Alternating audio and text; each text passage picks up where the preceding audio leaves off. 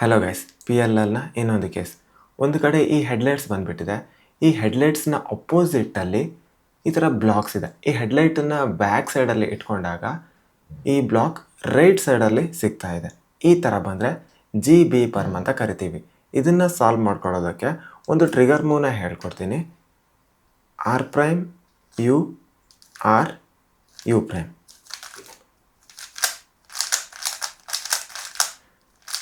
ಈ ಟ್ರಿಗರ್ ಮೂವ್ನ ಕಲ್ತ್ಕೊಂಡ್ರೆ ಸ್ವಲ್ಪ ಈಸಿ ಆಗುತ್ತೆ. ಸೊ ಫಾಸ್ಟಾಗಿ ಇದನ್ನು ಸಾಲ್ವ್ ಮಾಡ್ಬೋದು.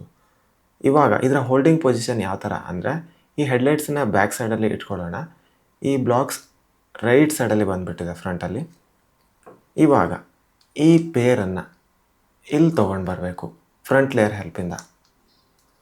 F prime U prime F. ಈ ಪೇರ್ ಇಲ್ಲಿ ಬಂದುಬಿಟ್ಟಿದೆ.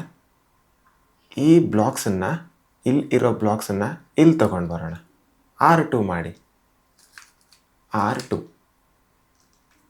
ಈ ಬ್ಲಾಕ್ಸನ್ನು ಈ ಕಡೆ ತರಬೇಕು. Small U. ಇವಾಗ ಟ್ರಿಗರ್ ಮೂವ್ನ ಅಪ್ಲೈ ಮಾಡಿ.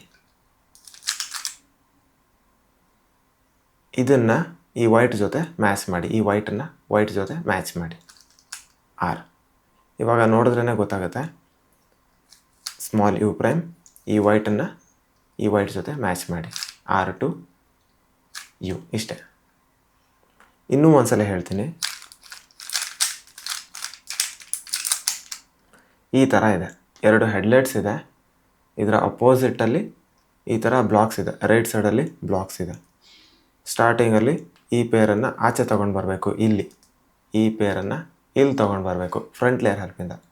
F prime U F. ಈ ಬ್ಲಾಕ್ಸನ್ನು ಇಲ್ಲಿ ತೊಗೊಂಡು ಬರಬೇಕು.